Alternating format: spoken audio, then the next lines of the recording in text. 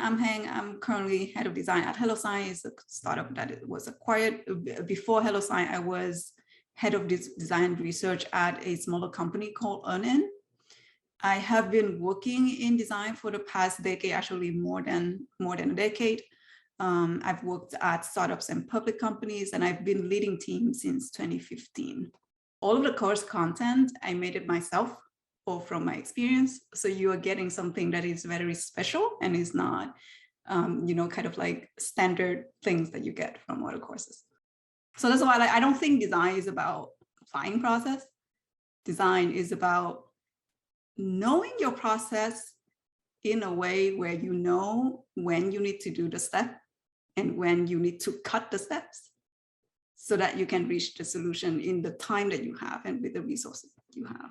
The only time when it's appropriate to make exactly what people desire is when you work for a nonprofit or a charity, because you don't care about revenue at those companies.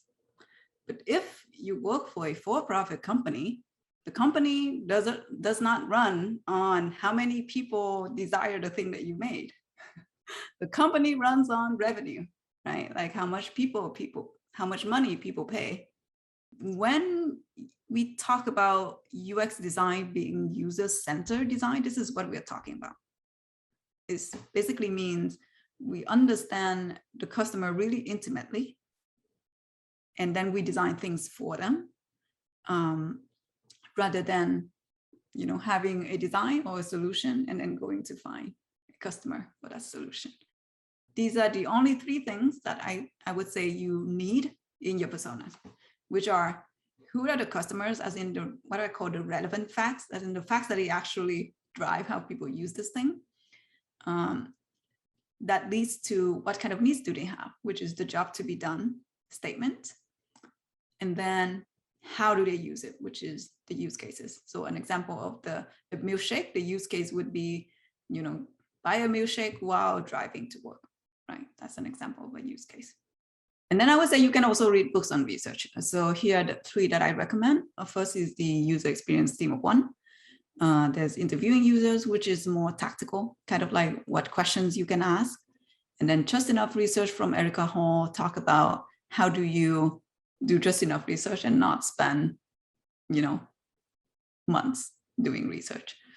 An example of survey is maybe you have a question of, how many of our customers are using Whole Foods app when they're at home versus being in the store, right? So that's a question that you could use a survey for, because it doesn't quite make sense to meet people one-on-one and ask them like, hey, did you use this in here or here, right?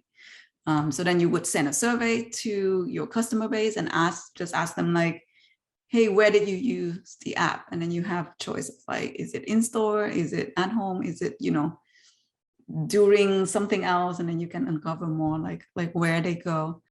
The most common research method that I see business people do is focus groups, where like you get a bunch of people into a room and then you have a focus group.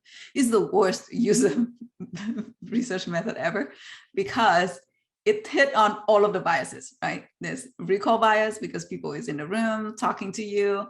There's response bias because there's a bunch of other people who they're around. And then there's confirmation. They don't want people to hear other people to judge them. So they're going to say the things that I think you want to say. So here's an example. I did it for the Whole Foods. So you can see that it has, who these people are. So these are my two persona. There's a family person and like a single person who only shop for themselves. I have all of the main screens. So for example, starting at, where they install, to where they go to, the first screen, which is welcome screen. And then I'm assuming, so if this is all should be based on how your user use it when you interview them.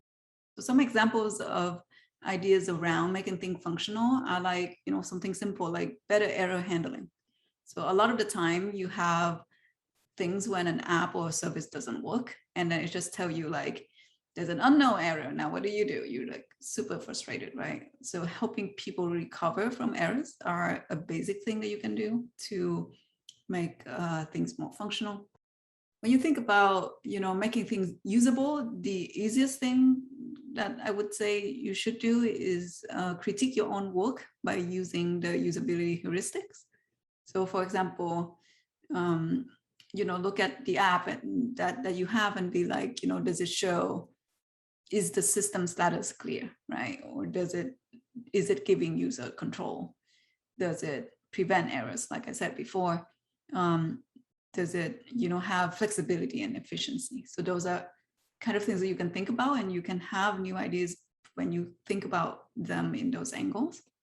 To get inspired, you can go to Mobbin, right? Just like I showed the other day, is a website that has almost all of the popular apps and a lot of the different patterns that you can explore and get inspiration from.